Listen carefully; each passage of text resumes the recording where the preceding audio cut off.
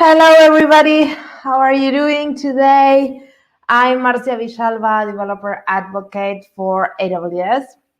And today we are doing another episode in the series Developers Let's Code. So if you don't know this series, this is a quite cool series because basically I will be, and we had, I think this is the 11th episode we have already in this series. And always somebody comes on live and start doing something, and then you can ask questions while we are doing things, and we can try to do things that you ask. And it's a very interactive session where you learn to do practical things in AWS. So that's the idea of this session. Last week we were doing things like we were also working with Amplify. We were working more with static sites. We were hosting a site in the cloud. We also try to host a basic HTML page. Then we host an Hugo site. Then we host a React site. And we build a huge CI/CD pipeline. So I'll leave you here the link for the previous video. If you want to check it out, that's the place where you should go. It's a recording from that session, and we did a lot of things. So this is a new episode in that. Today we are going to develop a dynamic site, and in this case we are using React. And we are going to use Amplify again, but we are going to use other sides of Amplify. We are going to use the Amplify has many parts. We use the hosting part of Amplify and the console. And today we are going to use some of the CLI functionalities, some of the UI components functionalities, and things like that. And I will show you a little bit more about Amplify in a moment. But first, while we get started, I would love to know, where are you from? Where are you listening to? Hello, everybody. If you are new in the stream, I'm super happy to be here. And yeah, let me know in the comments where you're coming from. Have you used Amplify in the past? Have you tested? I think this is one of these really cool AWS services that are helping people to get embarked in their cloud journey or really simplify your life. Because since I discovered Amplify, I've been using it a lot, even though I'm quite a seasoned AWS developer, cloud developer, but I really like this service a lot. So let me know in the comments, where are you from and have you used Amplify in the past? So I will share my screen now, and we will start looking a little bit about Amplify and what we are going to build today. Let me see. I have, this is the thing of being one person in the stream. I have to do the presentation, and I also need to switch screens and all that. So yeah, it takes a while. Oh, somebody from Finland. Hey, I'm also in Finland, Fred. That's really nice. So he has not used Amplified yet, but he has used React. I will make a disclaimer. I'm not a front-end developer. I know something of React, but don't ask me a lot of React questions. Ask me Amplify questions, if that's good. Because React, well, I can answer, but I have a lot of limitations. But when it comes to Amplify, you can shoot. And that's where I'm coming here to help you out. I'm pretty sure if you're watching this, you might know a lot of React, but maybe you want to host your applications in the cloud and you want to use cloud services, and that's where you need help, and that's where I can help you. So let's see how I can share my screen, and share screen, share, and here you are seeing my screen now, and I need to change my background because it looks awful. Hop, there it goes. What you're seeing in the screen now is the Amplify kind of page, and I need to make it a little bit bigger so you can see better. And this is the Amplify page where we started last time, and we are going to start again today. So here is the description of what is this. And if you go a little bit down, you can see the products and features. So in the previous video, we talked about the static web hosting. Hello, Ansh, how are you doing? And in today's video, we are focusing on the Amplify framework. And the Amplify framework has many parts: the libraries that we are going to use, the UI components that we are going to use, and the CLI toolchain that we are going to use. So today we are going through all of this. So that's it's going to be a very interesting application to build, because we are going to use a lot of different things. And the application I'm going to build is available in GitHub. So I will put the link in here, and I will share it later with you as well, so you can do it yourself if you want. So I'm following this workshop that I created some time ago that will build the application that we are going to build today. So all the steps are here, so you can follow them later if you want. But I will be doing it live with you today, so if you have any questions, you can ask. So Amplify has a framework that has libraries, UI components, and a CLI toolchain. Yeah, before somebody correct me, I was always saying CLI toolchain. So yeah, that happens.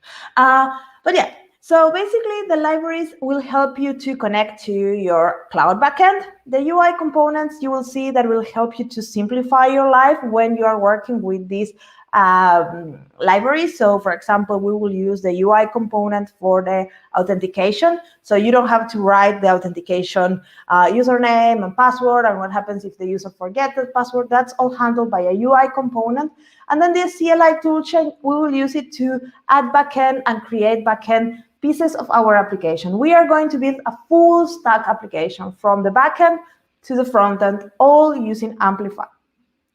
So if you look here, you can see different little boxes, and these are some of the categories that are inside Amplify. Somebody saying, I'm not a programmer, this is for me. Yeah, I think so. I think you can follow the Amplify information, and maybe you can build something very simple in the cloud and learn how to code. But this is quite a technical session, in the sense that we will be doing a lot of code. So if you enjoy watching people coding, then this is for you. If not, you will get very bored. Yeah, so there's many categories in Amplify, and we have authentication, that is to add username and password, data store for storing information offline, and conflict resolution, APIs, storage to, for example, if you want to store some pictures of your applications, analytics, predictions, and blah, blah, blah, blah. So in this demo, we will use many of these categories. We will use the authentication one to create username and password thing, the typical flow, but I think that's something that maybe 80% of applications have nowadays, so I want to show it to you. Then we will use an API, and we will be using GraphQL. So that's something that I will show you as well today. And then I will show you the predictions category, and we will add some machine learning predictions into our application. So let's get started. For getting started, what I will be using is this service called AWS Cloud 9. And this is a cloud IDE. So you can follow with any IDE you want. Just make sure that you have everything that Amplify asks you to have in the prerequisites. And if you want to know what is that, then go to the Amplify documentation. I'll leave you the link in the comments. So I'm putting it right now. And here you can say, get started.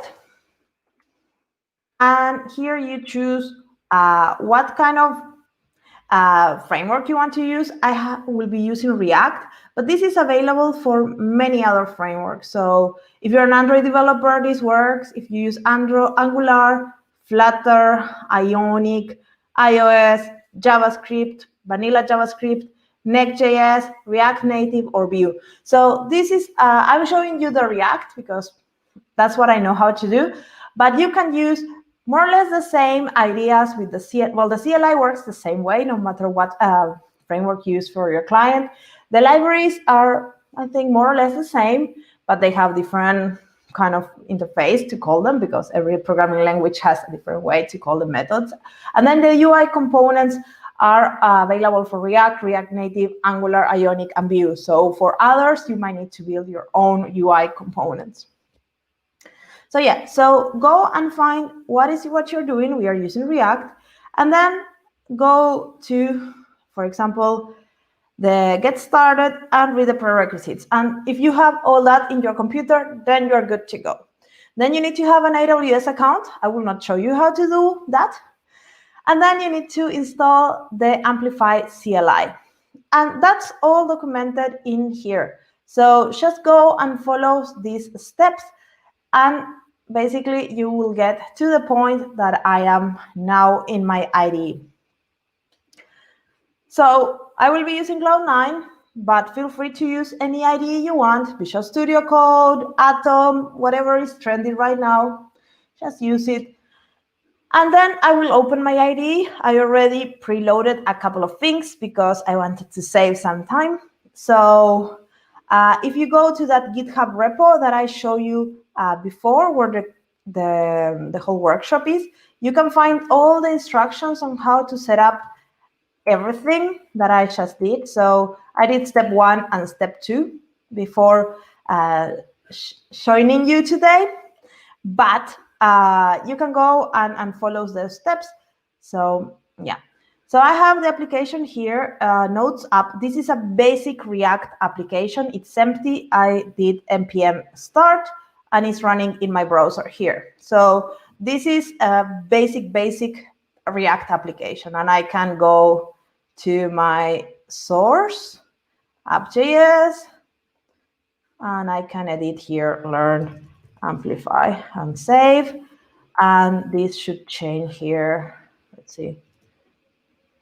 Yeah, so basic React Amplify. Basic React application. Marcia, you don't know how to speak. Are you reading the chat? I am. I have one eye here and one eye there. If you have any questions, just ask them. I will speak until you don't have any questions. Hey, you're doing great. Thank you. So what we were doing, we will get started with our Amplify application. So the first thing that you need to do whenever you have set up everything is to initialize your Amplify application. So I already installed the Amplify CLI. I already installed everything, all the prerequisites, and I have my Notes app application, my basic React application. This doesn't have anything of Amplify yet. So we will do Amplify init. And this will initialize our application locally and also in the cloud, you will see. So now we need to set a name for this. I will leave the defaults as much as possible. Dev, and here we will click none because this is Cloud9 and it's not supported here. But if you're using any of these editors, you just pick the one that you're using. Then Amplify will know that I'm using JavaScript and React because it's looking at my code. And then I can say what is the source directory, that is source, the build is build, the command is command, blah, blah, blah, all the defaults. No need to do anything weird here. And now we wait a little bit because it will start looking for my AWS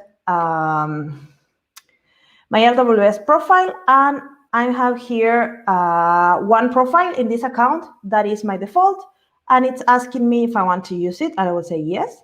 If you created an AWS profile and you configure it the way that is in the instructions of Amplify, you will be in the same steps than me, and then you press enter, and then that starts initializing the project in the cloud. So basically that's going to the cloud and creating all the basic things that this project needs to run. If you're not familiar with the cloud, you really don't need to know what is happening, but basically they're running some new places where to store these objects, some permissions and things like that. So this takes a little while. So if you have any questions, just let me know. So if you have a React application, yes, you can start adding Amplify, definitely, no problem. So that's something you can do. And somebody's asking for the docs, for the webinar is here, and the docs are here. Hop. Good. So somebody's asking it if it's in CloudFormation, and that's a great question because it is. So now that we initialize our Amplify project, we will see in our React application here, a new folder was created called Amplify. And if we open it, we will see that there is some folders. And here, if we go to backend, we will start seeing some JSON and some configuration. There's nothing here, but it should appear somewhere. Yeah, this is the configuration we have, but we don't have much yet. Let's add authentication and you will see the CloudFormation appearing. For now, it's not there, but it will happen in a second. So now we have our application. I will clear this so you can see better. Now we have our Amplify initialized. The next step is to basically install the UI components. I will be doing a lot of copy paste because I'm terrible at typing. So you will see that things appear in the screen and I will be doing copy of files a lot because I don't want to type in live coding. I already learned my lesson. So what we are doing here is basically installing the Amplify UI components, because the next step is to add authentication. And we want to have a username and password here. So for that, we want to have the UI components in place. Let's clear this. And now we can add that. And I will be doing some copy paste here. You can see from the base app01 to app.js. This is just making really nothing in the application yet. It should not happen anything yet. It's just adding some libraries, but I will show you the code when it's ready. So see, let's compile.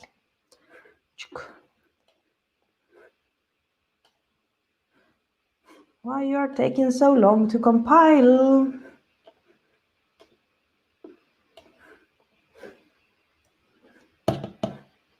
Internet gods are not in my side. This should be running in the cloud in a fast machine, but you know, things happen. So the next step is to add authentication. So I don't know why this is taking forever. So let's run npm start and see if that helps. And what we want to do is to use the UI components to get a small page that has the username, password, a button to sign in, a button to create an account, a button if the user forget the password, you know, all these typical things that we have in any website. So I want to create that in the easiest way possible. So now this should be there. That's it. Yes, you saw, nothing happened, but I will show you the app.js in a second. The first thing we want to do is to use the Amplify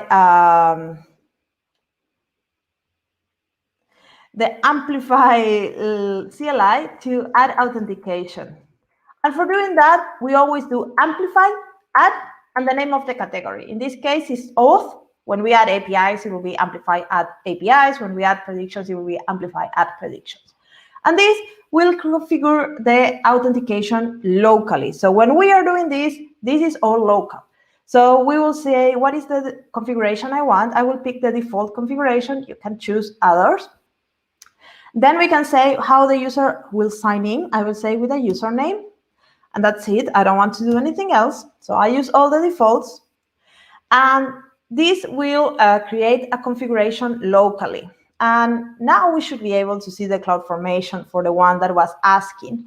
So if we go to the Amplified folder and backend, and somewhere here, yes, this is the CloudFormation of what has been created locally to support this authentication. If you're familiar with AWS, what we are creating here is a Cognito user pool. And I will talk a little bit about this in a second. But first, I want to do one thing that takes a little bit of time, that is Amplify push.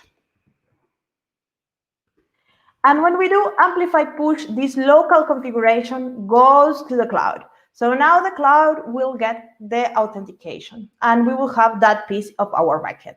Whenever we do Amplify push, we get this little table showing us which category is changing. In this case, we only have one category, that is the auth, and is creating it. And then we can say, yes, I want to continue. And this will take a little while. So while that's going on, I want to show you a little slide on what is going on. Hop. I have prepared some slides here to have some info to show you, but don't worry too much about them. So this is a slide I want to show that is adding Amplify authentication and Amplify push. What we are doing here is we are creating a Cognito user pool. Cognito is our service, our local service. Well, I will make this smaller. If not, I cannot see the chat. But Cognito is our managed service for managing users, for managing accounts, for managing some user data. So that's what you can do with Cognito. You can also create federated accounts, so you can use, I don't know, Facebook or Google accounts. But in this case, we are just using Cognito user pools. And that will allow us to create a user and then manage all the user information like the password, the phone number, the email, and things like that. So all that is managed by Cognito. And this is not what I want to show you. Where is my Chrome? I lost it. Yeah. So this takes a while, and while that happens, I can show you the Cognito page. And if you have any questions about Cognito, now is the time to ask. But Cognito is a really cool service, and you can use it not only from Amplify, but you can use it from your directly from your application. If you go here, there is some examples on how to use it from Objective-C, from Swift, from Android, from React Native. And if you go web apps, it will show you how to use it with Amplify. And here it shows some of the features. So we will be using some of these features, not all of them. The user directory, we will be creating users for our application here. The federation we are not using, but you can do that with Amplify and Cognito. That was one of the options. Then the authentication. So here we can use OAuth, SAML, and OpenID. Then it has a lot of protocols. And then when you are using Cognito, you will get, your users will get temporary access to your AWS account resources. So when we are using Cognito, then you can authenticate, for example, API calls in a super easy way. And we will be doing that. You will see how we will use the power of having these Cognito users and then, for example, doing secure API calls so the users cannot see other people's information, for example. Cognito storing session in local store, how secure it is? I don't know how Amplify is managing the sessions, if I have to be honest, but I'm pretty sure it's quite secure because there is, this is quite a lot of, this is a very used system by many companies. So I don't know where they are storing the user session, but it should be quite secure. Somebody's asking, can you configure Cognito triggers using Amplify? Yes, you can. So you can do that with Lambda as well. So you can, yes, Cognito use tokens. So I don't know how it's storing things, but when you are using Cognito, you are using OAuth protocol. So that should be pretty secure. And then the session, I don't know how it's stored in Amplify, but yeah. Let's see if it's finished. No, yes, maybe. Yes, it finished. So now we have authentication in the cloud. But our React application looks the same because we have not changed it yet. So let's go and add some front end, and then we can see what's going on. So I will copy a couple of files again because I'm lazy, and I will show you what I just copied because the CSS is just to make it pretty, but the app.js is the one that I want to show you. So basically, now we have in the imports some things new, these 3 lines. So we have the Amplify library. Can I make this smaller? Yeah. we have two UI components, the Amplify Authenticator and the Sign Out. This is to make that user form with the username and password, and the sign out is to create a button that you will see in a moment. And then we have the AWS exports, and this is a file that Amplify generates automatically, and it's somewhere here. And it has all the secret configuration from your application. So this is something you should not share around because it's quite critical for your application. Then what I did here, you can see, well, let's see the application and then we can go, oh, we have this box now. It's reloaded automatically. So I will show you the app and then I can show you what is going on. So let's go to the main component of our application, this here. Cognito give me JW tokens. Yes, it does. It creates tokens for you and it's using auth. Yeah, so this is the main application. This is an empty application. It just has a header. And you can see that it's wrapped around with these tabs, Amplify Authenticator and the close of Amplify Authenticator. And basically, that Amplify Authenticator is this box that you see here. So everything will be wrapped around, everything that is wrapped around this Amplify Authenticator needs to be, only will be shown if it's authenticated. So in order to get out from here, we need to create an account. And all of this is, well, somebody's asking why we should not share the AWS exports. There is a lot of information that if I get your exports, basically I can connect to your backend. So that's why you should not share it. I don't mind sharing it with you right now because I will remove this application after I finish these talks. But you can see here that there is the, for example, Cognito identity pool. This is basically ID that can connect to my Cognito. And all these are basically tokens that will connect to the right backend. So if I take this, I can basically make my own application that connects to your backend. So you be careful when you share this. Yeah. So where I was here. I was creating a username. So I will put my name here. I will put a password, very secure, and then I will put an email. And make sure you put a valid email here because the phone number doesn't matter, but the email does. And if you have an email that is not valid, you will get a verification number in your phone. This is all managed by Cognito. And you need to, oh, well, somebody's compiling JS. Yes, when you have your web page running, it's okay, sure. But for example, if you share this project in GitHub and you put the exports there, then somebody can take it. That's what I'm meaning, that you should not share it. But when you have your application running, then it should be safe. So let's put the code.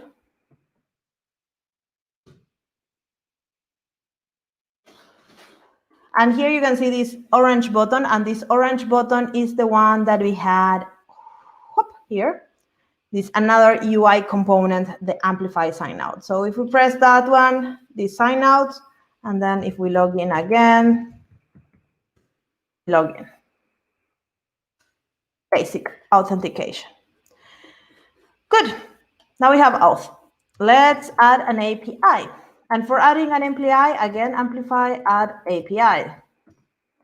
And here, what we will do is we are going to do a GraphQL API. We have the options to choose between GraphQL and REST. If you don't know what is GraphQL API, I can explain a little bit in a second. But let's go through this. And then while we are waiting for it to go to the cloud, let's go into the details. So I will put the name by default. And then here, I will choose a default authorization type. And I will choose the Cognito user pool that we just created. And then, do you want to configure advanced settings? No, I'm done. Do you have an annotated schema? No. And then I will choose basic because we are going to replace it with something I have already. And then we wait. And this, I think, should kick us out from the, no, here. do you want to edit the schema now? And I say yes, and then it kicks us out from the tutorial, and we should go here in Amplify, backend, API schema. And this, if you have, if you're using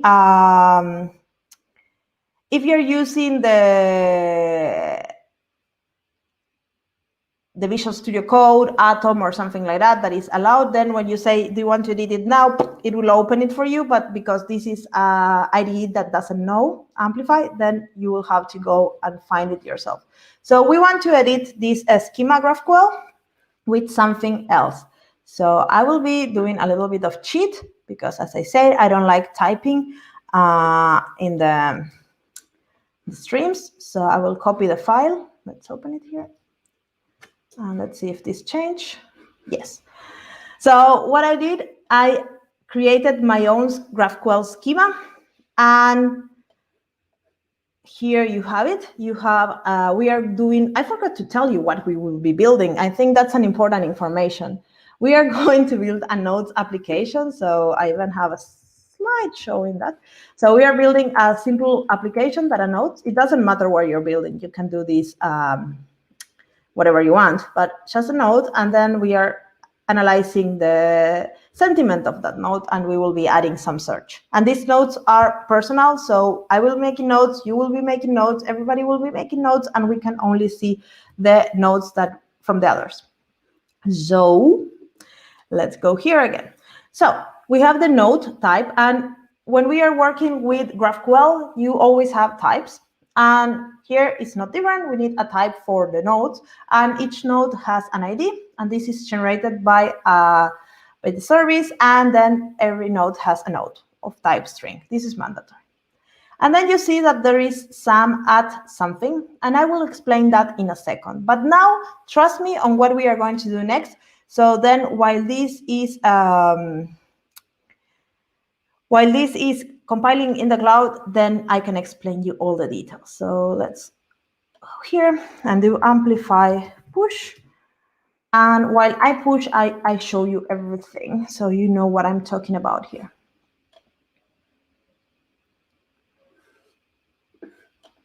Amplify push, and now you can see that we have two categories, and then we will do yes. And I want to generate the code, yes, and I'm using JavaScript, and I will go through all the defaults, and this takes a while. Somebody's asking in a production API where I put that information. I will not make it public in my GitHub repo, for example. I will make a private GitHub repo, and then it should be okay. But I don't know, depending on your organization, how you want to share that. It's like any configuration from your client to your backend. So I promised you to explain you what was going on. So let's go to my slides. Let's see here. So if you never use GraphQL, then basically it's different from REST. REST, basically every endpoint is calling a different API. So if you want to populate a view in the cloud, then you will have to maybe do 3 or 4 calls in the API to populate the view. With GraphQL, there is a GraphQL server in between your client and your backend, and then your clients are making one call to that GraphQL server, and then GraphQL server is making as many calls as it needs to the different backends. So that's pretty nice. So you don't need to do multiple calls to populate a view, and also that will save battery, so you don't have to open that many connections. And also GraphQL has many benefits. One of my favorite benefits is the schema. The schema is a way to define all the types that the clients can access from the backend, and also all the operations that the clients can do in the backend. In that way, then there is some kind of documentation that is implicit there, but basically everything that is possible is listed in that schema file. And that's what we were just editing a second ago. So I said that in the schema, there is all the types and there's all the operations, but in the schema I show you, there were no operations. And that's the nice thing of Amplify. It does a little bit of work for you. So when we talk about operations in GraphQL, we have 3 types of operations. We have queries that are operations without side effects, get, list, search, things like that. Mutations that are operations with side effects, create, delete, update. And then subscriptions that are basically real-time notifications. So if a client subscribes to something in your backend, like let me know when a new post is created, then the backend will let know the client that there is a new post. So that's something you cannot do with REST, you can do with GraphQL. So for our backend part, our GraphQL server, we are using a service called AppSync. That is a managed GraphQL server in AWS. And this will take care of managing all the operations and also all the connections to the different backends.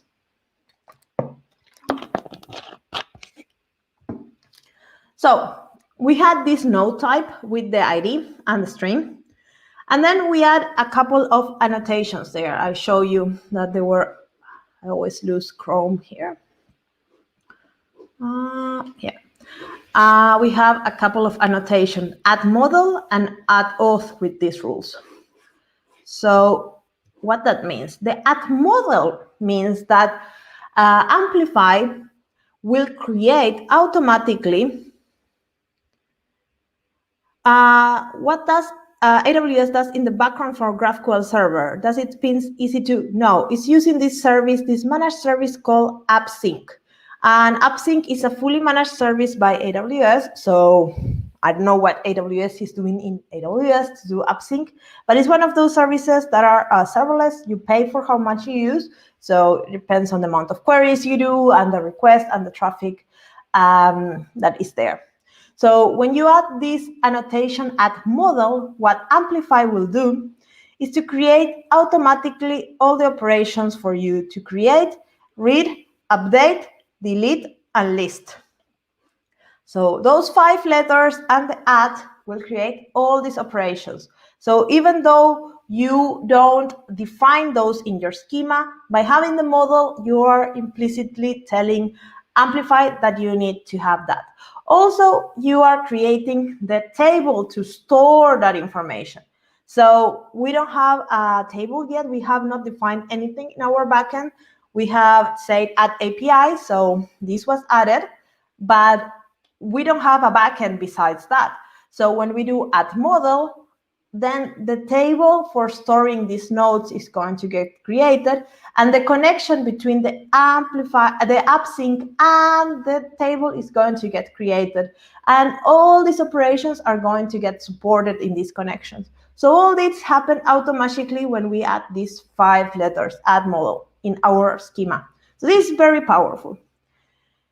So then we have this other annotation called add auth, and what this does, it talks to your Cognito, the one that we just created, the Cognito user pool, where our users are. And it says, okay, these are my rules. Only the owner can access this node. So that means that the owner is the one that can read, can write, can update, can list, can do any operations in these nodes. We can make rules more granular. So if you go to the documentation, again, I lost Chrome. If you go to the documentation of Amplify, you can go, I think, in the CLI, GraphQL directives here. And if you look for auth, where are you? Let's do auth. We're here. Here. You can see the different rules and how to create the different rules. So you can create rules that are more complicated and explain what you want the owner and what you want the visitors and guests to do in your application. So that's something for you to explore depending on what you want to build. So when we add these 2 rules, basically what we are doing is creating the whole backend, these operations, this table, and then also the authentication. So now when I create users in my application, I create nodes in my application, I can only see my nodes. And when you create nodes in the same application, you can only see your nodes. So that's very powerful, and that's very easy to do. So let's go back here. Let's go back here. Let's close this and see. Okay, good. This is done. So now what we need to do is to basically get the front end ready. And again, I'm copy pasting the files from the workshop I share with you because I don't want to type, but I can show you what I just copy paste. So I copy paste a new version of this. Ooh, reload. Of this app.js file. And some things change. So in the imports, the first thing that you will notice is that we added a couple of new imports. We added the API and the GraphQL operations modules. And then we added these two lines that are coming from this folder, GraphQL queries and GraphQL notations. So what are those? You can see them under source, and this GraphQL folder is auto-generated by Amplify. And here are all the operations that Amplify generated for you when you added those annotations in your model. So if we go to queries, for example, here we will see the query for get node, the query for list nodes. And if we go to mutations, here you will see the one for create node, update node, and delete node. And the same for descriptions. These are all the queries and mutations as descriptions that Amplify has generated for you when you added the add model. You can add your own queries if you want in the basic schema, the one that we modified at the beginning, the one that is in the Amplify folder inside API, schema GraphQL. So here, if you add your own operation, that will be added automatically in that GraphQL file. I don't want to say. What else we have here? We have this that we already talked about, and we have a couple of new modules. So let's look at the little modules here. But first, let's look at the main application. So now you can see that when the application loads, we are calling the API GraphQL to get all the nodes. So this list nodes is listing only my nodes, nothing else than my nodes. So even though we say list nodes with no parameters, because we have that authentication rule, it's only listing my nodes. Then we have an operation to delete node that is again calling the API GraphQL delete node, and we are passing the ID of the node that we want to delete. Add node is again calling the API for adding a node, creating a node, and the parameter is the node type. And then we have the two components these are two visual components that are basically rendering. In this case is the add node that is rendering a box to add the node with a button, and then the node list that is just rendering a list of nodes. So these are not doing much. So let's see if we can see the application, and this is what we just created. A new node. I will put hello world here. Add a node, and voila. And this is all in the cloud. We can go to my AWS account here, and we can see what we just built. AppSync. This is a service. This is the managed service, and we can see here that there is a node app dev. This is the one that we just created. And we can see here the schema. And this is the schema that GraphQL, the Amplify has created for us automatically. Very long, 150 lines of information that Amplify has generated from those 5 lines that we typed. Then if we go to the data sources, we can see that we have a table, a DynamoDB table, and this was generated also by Amplify. And if we go here, let's see how I can show you items. Here you should see the node that I just created. The node with the hello world content, and then the ID that is generated by Amplify. So all that happened very magically. And that's very powerful because this allows you to create applications that are scalable, because at the end, you are always using AWS services. Dynamo is super fast and it performs very well. So you are taking advantage of all that. So good. Now we have an API. We have authentication. So let's add a little bit more interesting things. So one thing we can add is search. So for adding search, we can go many ways. So somebody's asking about pagination, how it works. We can talk about that later because that's quite advanced, but yes, this provides, AppSync provides pagination, so you can use it. You can check the documentation of AppSync if you want to know more about pagination. There is here AppSync service, and that's what you should check. But it's provided by AppSync, definitely. If you are showing a lot of items, you should do pagination. So what I was saying, let's add search. So when we do Amplify, we have multiple ways to add search. We can, I'm looking for the right information. I think I have it here. Let's see. No, I didn't put it here. We have multiple ways of doing search, and one way is to add Elasticsearch. Where it is? I lost it here. See live? Search? No. Libraries? Search. Well, it's not here, but believe me, you can add an Elasticsearch, and that you do very simple. From your code, you go to here. You go to your schema GraphQL, and you type on the annotations, you type one new annotation called add searchable, and then you do amplify push, and that will create a Elasticsearch index for you. But we don't want that because Elasticsearch is not serverless. It takes a lot of time, and it's a service I think is great if you really need to empower search as much as possible. What is the default reads and write provider by the creation of DynamoDB? I don't know. Let's see. If there is some information here, but on demand. So it's a serverless database for Dynamo. But we don't want to do that. We want to use the power of Dynamo that is so fast to retrieve things and to try to embrace that. And Amplify has one annotation called add key that allows us to create a new secondary index in Dynamo.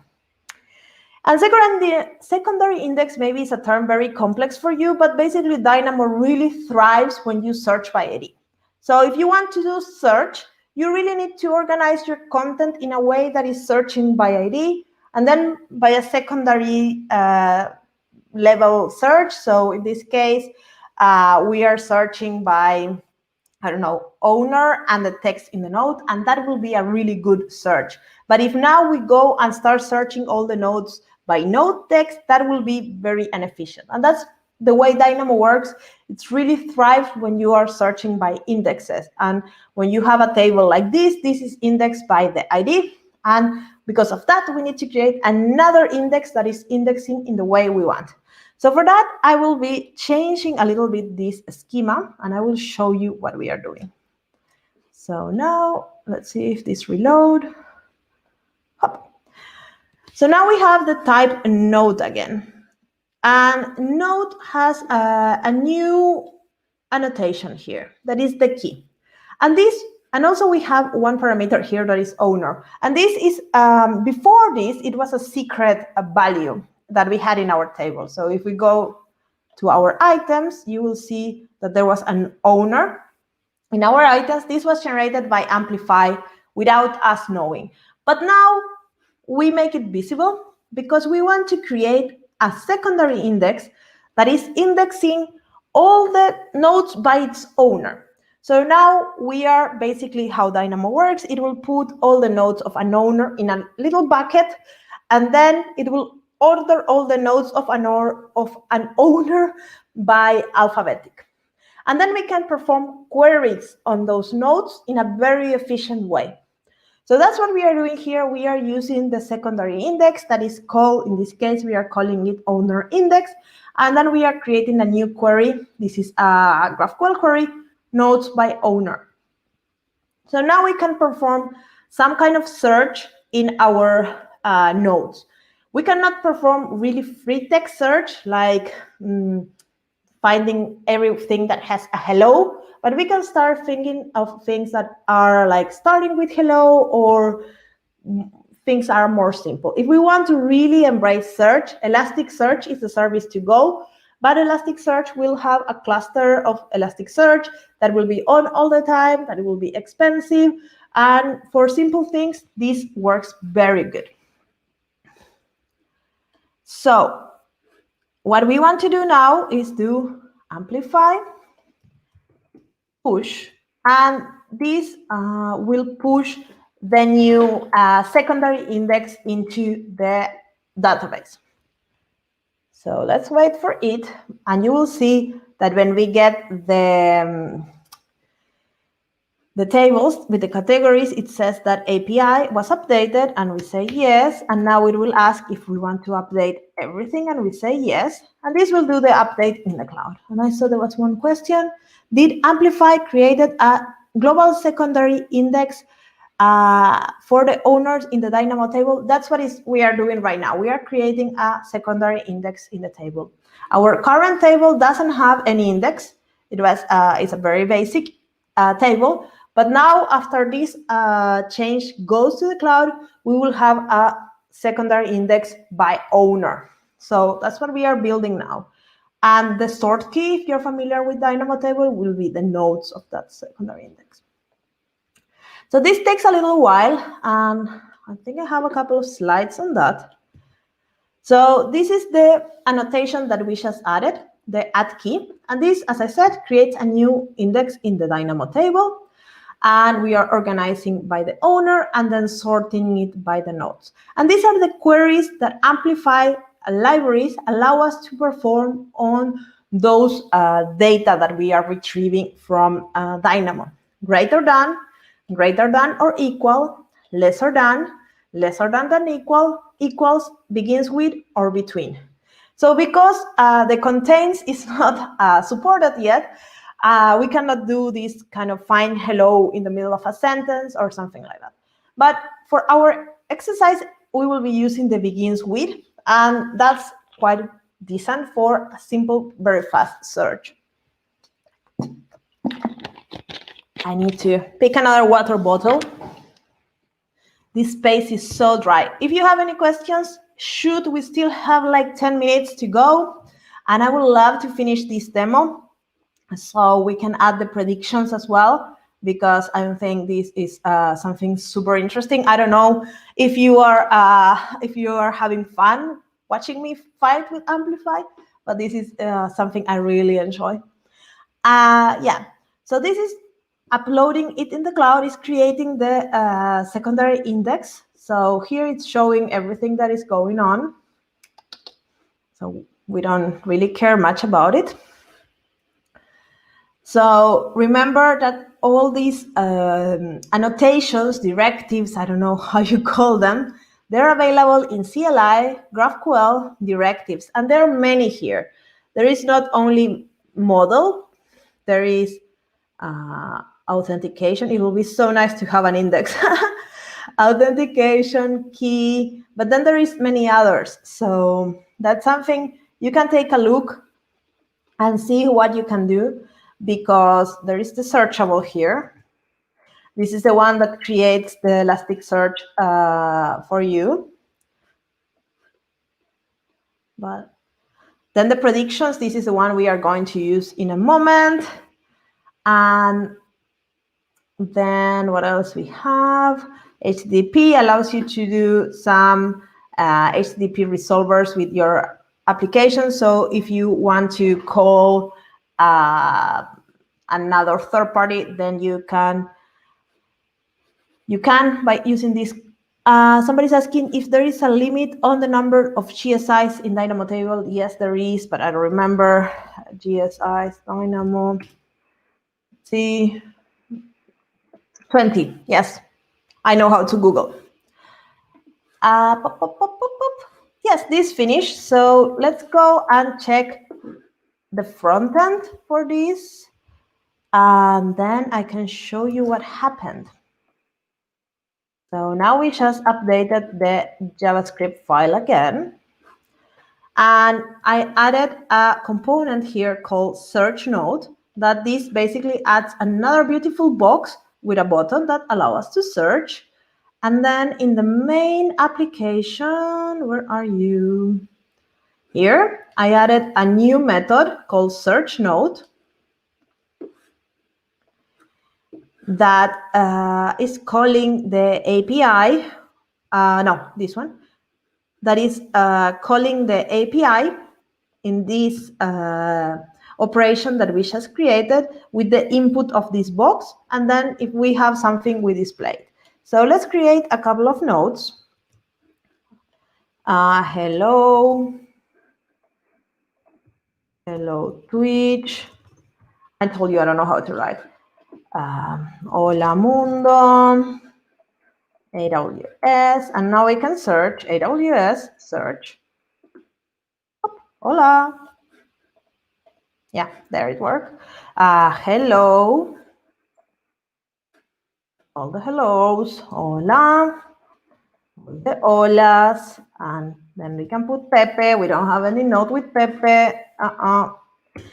So that's how it works. And you can see here in the nodes by owner, when I'm creating the input for that, I'm passing the owner and I'm passing the node parameter with the begins with of whatever we just wrote in that little box. And that's how we are querying the database. So it's a very simple thing. Is adding secondary index affecting the pricing for Dynamo? Yes, you are paying for your global secondary indexes, so check the pricing for that. Dynamo, again, you use how much you pay, so it's quite cost effective. And if you are in the free tier, you have quite a lot for free. So I think now we can move on to the last bit of this workshop, and I hope I can finish it today. That is adding machine learning. So the first thing we want to do is to add the predictions category. And here, there's so many options. This is one of the most confusing parts of Amplify because there is so many options that you can navigate because there is so many AI services in AWS and they are all connected with Amplify. So here you really need to know which one takes you where. You can find that in the documentation, but we are going to use the interpret and the interpret text, and that will give us sentiment analysis on text. That's what we want to do. We want to know if a text is happy, is sad, or is neutral.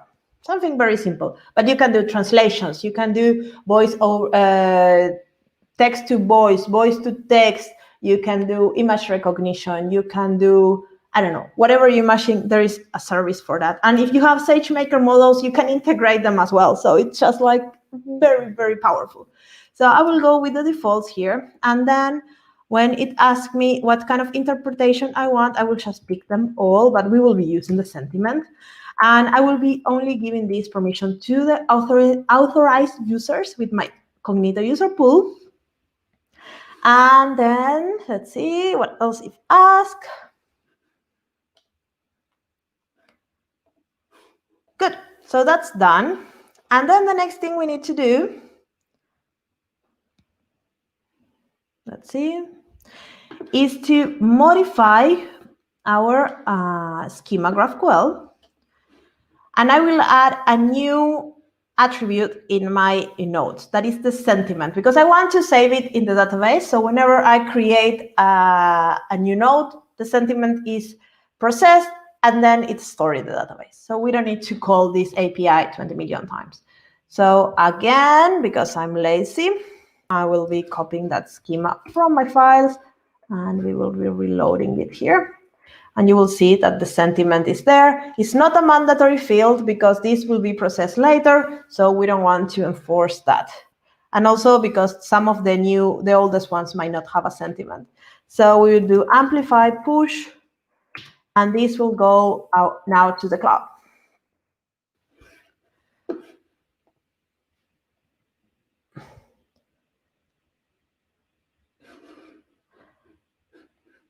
So somebody's saying that they can store the documentation in here and use the text to voice, no more reading documentation. We can listen to documentation. Yes, That's a great usage of this. So now we have again this little table, and you can see that we have a new row that is the predictions, and also our API changed because we added that. So we will say yes, and again, because the API changed, we need to update our GraphQL, and this takes a minute, so let's wait for it. If you have any other questions, we have still a couple of minutes, and I will go a little bit over time because I want to finish this, and we're so close, and I want to show it to you. This is behaving very weird. Just disappearing. I hope that when it's finished, it lets me know. But let me know how you're feeling. Are you learning something new? Is this too complicated? Is it too simple? What else you would like me to show you in a future episode? Where you would like to dig more? Because this is just a teaser of what you can do with Amplify in 1 hour. But just let me know where I could go more in depth, because there is a lot of things that I don't know, but I love learning in order to teach you guys. So please let me know. And this is something you can put in the comments of these that are going now live, because I will definitely save all your comments for later and check what you want to learn and what your questions were. So this takes a while, and I can show you basically now the index, because it's here in our previous GraphQL in our Dynamo. So somebody was asking about the global index, and when we added the add key, now it's here. So that's good. So yeah, now we have the index. So that's good. And this finish. So now we have our predictions ready. And we can modify a little bit the front end in order to see the predictions in action. So again, I modified the app.js, reload. And here I will close everything a little bit, because we already went to search node. We went to the add node, didn't change these components, well, the nodes now, they have a little batch field for displaying the sentiment, but the new part is in here. When we add a node, now first we are going to call the predictions API to interpret the text that is in the node, and basically it will give me a result that is the sentiment. And that sentiment is the one that we are going to use when we create the new node. So we can, for example, do here.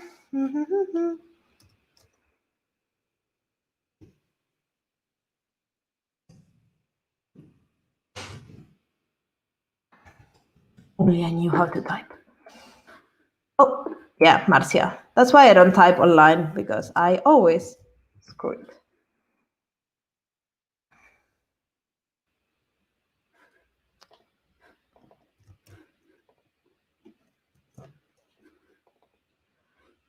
Why are you not showing?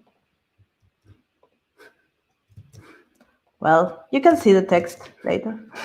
I don't know why it's not showing my console log. Oh, it was missing the comma I put. That's why I don't type, you see. Instead of putting semicolons, I put another thing.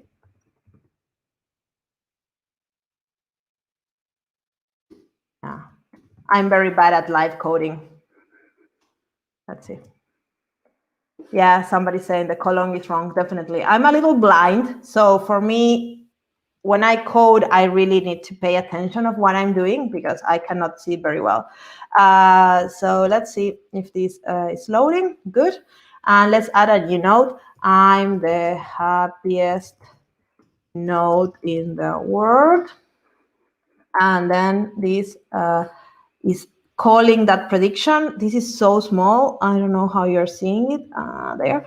This is calling that predictions, and then it's returning the sentiment. And here you can see that the predominant is positive, but then you are getting a lot of information here. I recommend to check the documentation on Amazon Comprehend. This is a service that is being used in the backend. So you can see what Comprehend is sending and understanding all the things that Comprehend can do. I'm really using something super, super simple that is the sentiment, but you can really try to understand the context and what this is about. And if you want to check, for example, if some text has aggression, has violence, or has sex, or has gambling, or things like that, Comprehend will help you. So here you can see the new node has this little batch positive. The other ones don't, because we are doing it only in the new nodes. So I can say, I'm super sad. So now this is a negative one, and then I say hello. This should be a neutral one. And yeah, so this is how our list works. And when you search, you should see the little pills because we are using the same components. So this is the whole thing. And again, the code is available in GitHub. Here is the repo, and everything is there for you. So ask questions, and I will see if there's any other questions before we finalize this. Thank you very much for your videos. Thank you, Christian. Is there an AWS version of Google Analytics? Kind of. There is Pinpoint. I have not used it personally, so I leave that for the future explorations. Are you still doing Spanish YouTube videos and podcasts? Yes, I am. If you want to collaborate with me, send me a message on Twitter. I'm happy to talk with you. The colon is wrong. Yes, colons. Yes, that's a nice thing of doing live coding. People spot your errors because I'm so blind. So yeah, I think that's everything I wanted to share with you today. And yeah, I think this was fun. I hope you learned something new, or you got inspired to try Amplify and to play with this. We spent a little bit over an hour going through this workshop. And if you have any questions, this will be in my YouTube channel saved as a video, and please ask there all the questions you have. I'm really happy to go more in depth in different parts of Amplify. But it's a new service, so I don't know what is interesting for you, what you would like to see more, and I'm super happy to do more content on this. And next week on Twitch, there will be another episode on Developers Let's Code. I will not be there, but some of my colleagues will. So join the Twitch stream of AWS for more content on that. And before I forget, if you're watching from Europe, on the 15th of October, basically now this Thursday, we are having a full day event called the Dev Day. And that's a whole session of 15 sessions on advanced AWS content. We are going to serverless, containers, DevOps, architecture, security, all kind of things that you can learn from AWS. So yes, please register there. I will be there. We will have open office. We'll answer questions all day, and then on Friday on the AWS Twitch, we'll be there answering questions. And thank you, Fred, for the super chat. I'm really not taking any super chats, so don't do that, please. Spend it in some creators that are not getting paid by one of the biggest companies in the world. But thank you very much. I appreciate that. For me, it's all about likes and comments and sharing my content. That is what makes me thrive. I don't really need your help. Luckily, I'm hired by AWS, but thank you very much. But yeah, that's it for today. I hope to see you on Thursday on Dev Day. If not, I see you in another episode. And bye-bye. Have a great day. Bye.